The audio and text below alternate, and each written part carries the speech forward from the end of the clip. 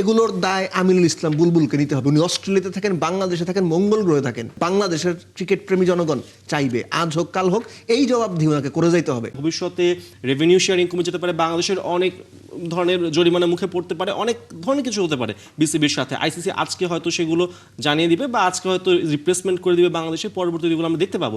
কথা হচ্ছে যে এর থেকে উত্তরণ উপায় কি? আমরা কি মানে এমন একটা জায়গায় চলে যাচ্ছি, মানে যেটা আমি আপনাকে আগেও বলেছিলাম অন্য এক শোতে, যে পয়েন্ট অফ নো রিটার্নে চলে গেলাম নাকি? এটা শুরু থেকে আমরা ছিলাম। আমি যেহেতু আপনার সময় কম, আর্থিক জরিমানা করা হলে বা আর্থিক ক্ষতিটা হলে আমি মনে করি এটা হচ্ছে ক্ষতির মধ্যে সবচেয়ে ছোট ক্ষতি।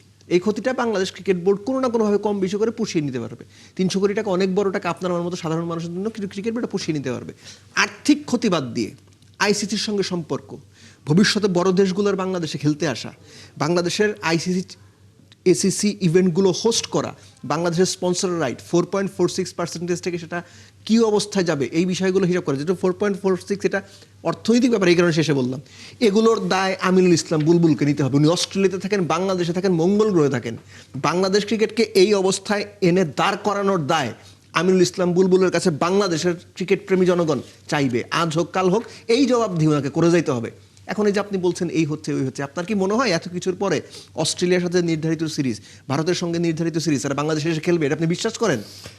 নেক্সট যে ক্রিকেট বোর্ডে যারা দায়িত্বে আসবেন জাতীয় নির্বাচনের পরে বা আগামীতে যারা আসবেন, তাদের ওপরে একটা হিমালয় সমান চাপ এই ক্রিকেট বোর্ড চাপিয়ে দিয়ে যাচ্ছে।